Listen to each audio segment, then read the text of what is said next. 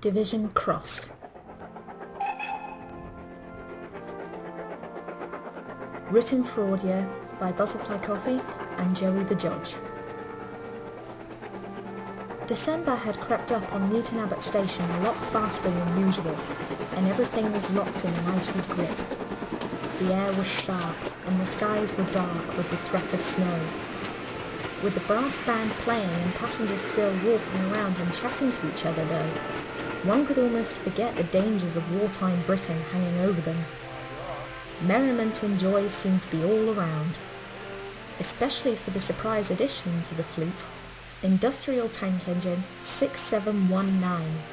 6719 was still settling into life as secondary station pilot, leaving Caitlin, the primary pilot, more time to help out with shunting in Hackney yards, plus he was better able to negotiate the tight turns due to his shorter frame. He imagined that he'd have met more hostility from the other engines, but that hadn't come to pass just yet. The passengers gawked, of course. Who sees a shunter with wooden buffers around here? But the other engines usually treated him with a casual disregard, and for that he was thankful. One evening, 6719 was taking some coaches away to pass on to Caitlin and Hercule. It had threatened to snow quite a few times during the day, but it had held off. 6719 was in quite the joyous mood. Hearing all the carols on the platform had lifted his spirits. The young shunter hummed to himself as he trundled up the line. "Someone sounds cheerful," Hercule smiled as he took the coaches. 6719 jumped in surprise. He hadn't expected another voice to talk to him. "Well, yeah," he stammered. "After hearing all the carols and the brass band going on, it's hard not to feel festive." "It's fine," Caitlin called from further back. "I feel the same way." "Away in a manger." "All right, sweetheart, come on now." Hercule chuckled as Caitlin went to sing a carol.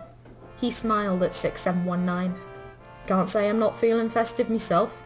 The only ones who aren't are humbugs and those on the scrap line." "Wait, the scrap line?" 6719 didn't get a response. He sighed and reversed back down to the station, picking up his little tune again.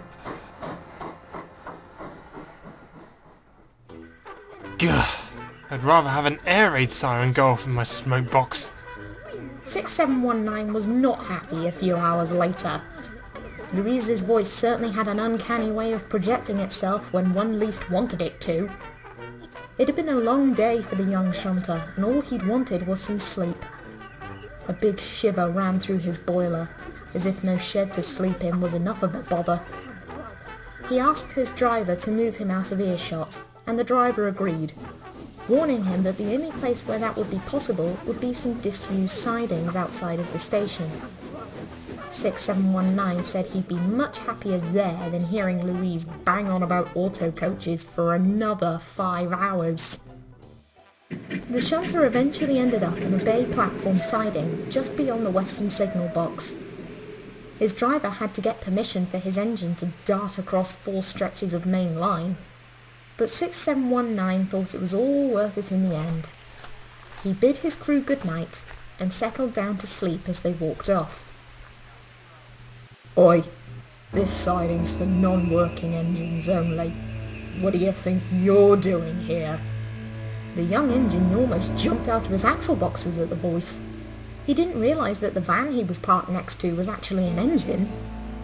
He felt a little silly for not having checked beforehand, and tried to recover. "I'm not supposed to be here, am I?" "You're as daft as you are lucky.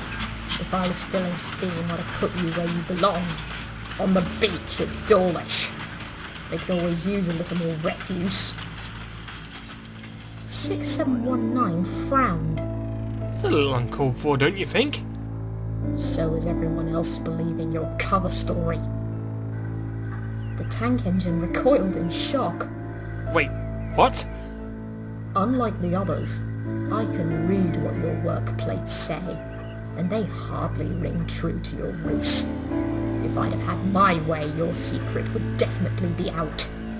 But no one listens to a claptrap like me, so you're still safe. for now. 6719 shivered. He didn't think any of the engines would be so astute as to actually guess his whereabouts. Then again, he hadn't taken into account that some engines at a big station like this don't work, or that older engines would easily be able to pick up on his lie. He hadn't thought of that at all. Please, don't tell anyone. He whimpered meekly. He heard a throaty chuckle in response, but it didn't sound amused. "Don't count your wheels before they're forged," said the voice. "Even if I were to do so, no one will believe me anymore. Young engines these days have no respect for their elders. It sickens me."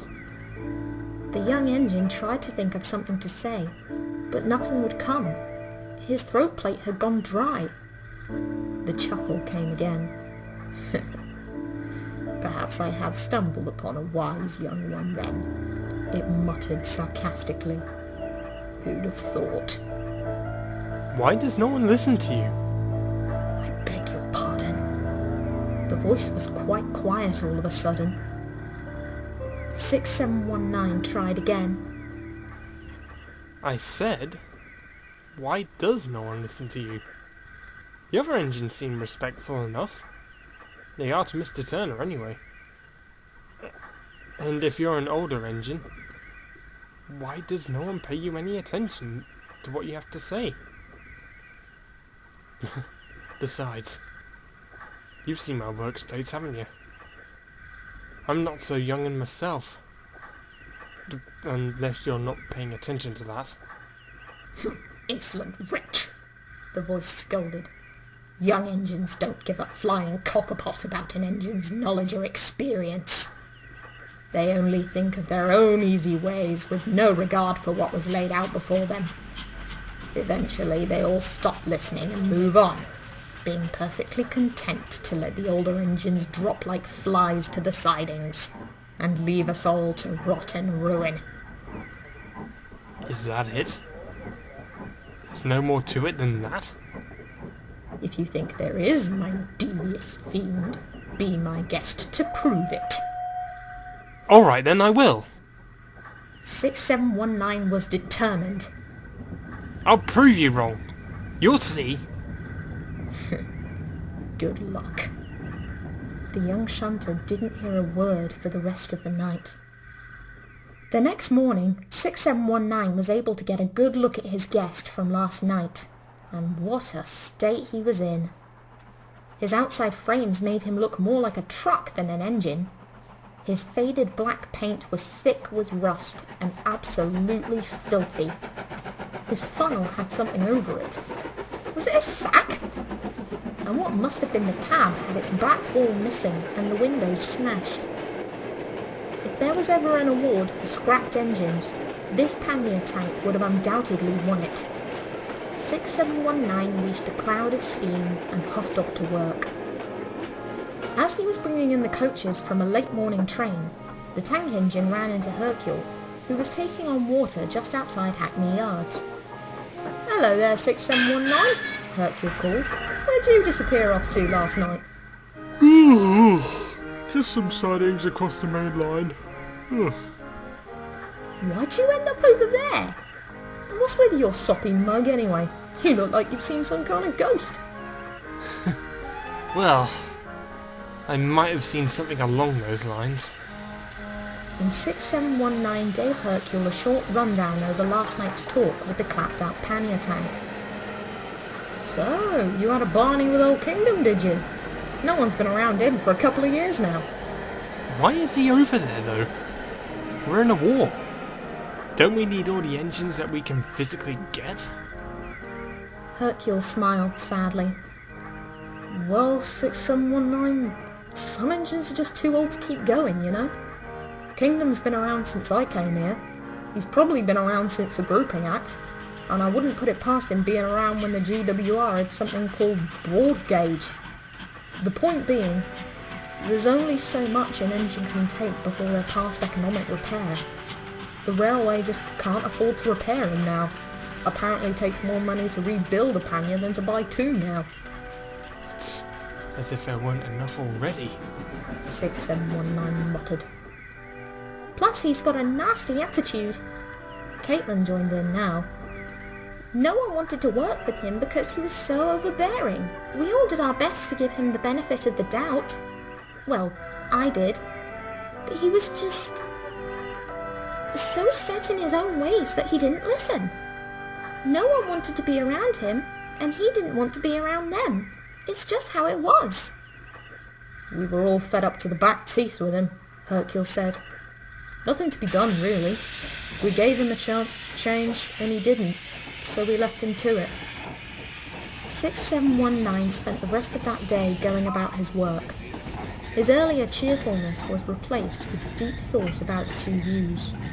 Hercule had said that the older engine wasn't willing to change, and Kingdom said that the younger engine showed no respect. The industrial tank engine would have to think long and hard about what to say to Kingdom when they next met. His chance came a lot sooner than he expected.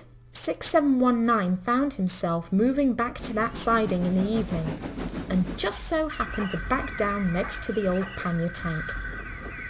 Kingdom noticed his presence with an ireful stare. Well, the liar returns, he chortled. Did you find your answer?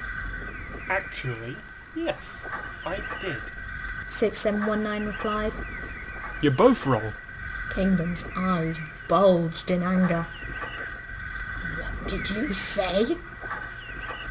The younger engine smiled. Neither party is innocent, he said simply. Old ideas can be good, but new ones need to be given a chance to succeed too. You don't seem to let the other engines have their turn. But then again, 6719 kept going. The others aren't exactly giving you the chance to explain why you think your way is better. They're too sure of their own ways. You're all just bunting buffers together and no one's going anywhere. Well, at least that's how I see it. Kingdom looked 6719 up and down for what seemed like an hour. The smaller tank engine felt a little uncomfortable under the intense gazing. The old pannier then gave a strange gurgling noise and went silent for the rest of the night. Was that a chuckle? A huff? Some kind of strangled agreement? 6719 didn't know, and he was too tired to check, soon falling fast asleep. A cold chill woke 6719 as his crew began raising steam. The station was buried under a thin blanket of white snow, and the sky was painted in watery greys and blues. His crew called to him, "Merry Christmas, old boy!" 6719 properly came to. He smiled broadly and returned the seasonal greeting. Looking around though, he saw that the spot Kingdom had been standing in was empty. Now there was only snow and ice and soot in between the rails where he once stood. The young tank engine was surprised. Where did that pannier go? He asked. The old buffalo tank? Saw him on a heavy goods when I came in, the driver said, rubbing his hands. I think Lizzie's taking that train to Swindon. Why? To be cut up, of course, laughed the fireman. Maybe he'll finally be made into something useful like tanks or shells. 6719 was thoroughly shocked. He hadn't expected the old engine to just be axed off like that. It seemed kind of cruel. Then again, like Hercule and Caitlin had said, no one gave the pannier a chance because he wouldn't give them a chance. He really didn't understand why everyone couldn't just get along with each other. And I say that when we're in the middle of a war. The industrial tank thought bitterly to himself. He felt steam rush from his cylinders and he puffed off to the yard to work. There was no rest for the weary after all, not even at Christmas time. There were still coaches and wagons to tend to. Then after the day was done, there would be festivities. But 6719 knew he wouldn't be feeling so festive after these last 2 days. Not after what he had heard. It made him wonder, just how sure were these Newton Abbot engines of themselves? And what did they have in store for him?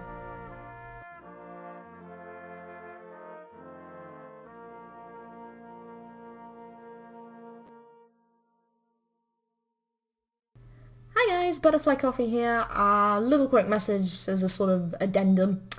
I'm really sorry I haven't been uploading as frequently. I don't know what will happen next year, but I'm going to try and sort of keep working on NAS. I do have a plan for what's to come, and a story will be uploaded sometime next year, as soon as possible, I hope.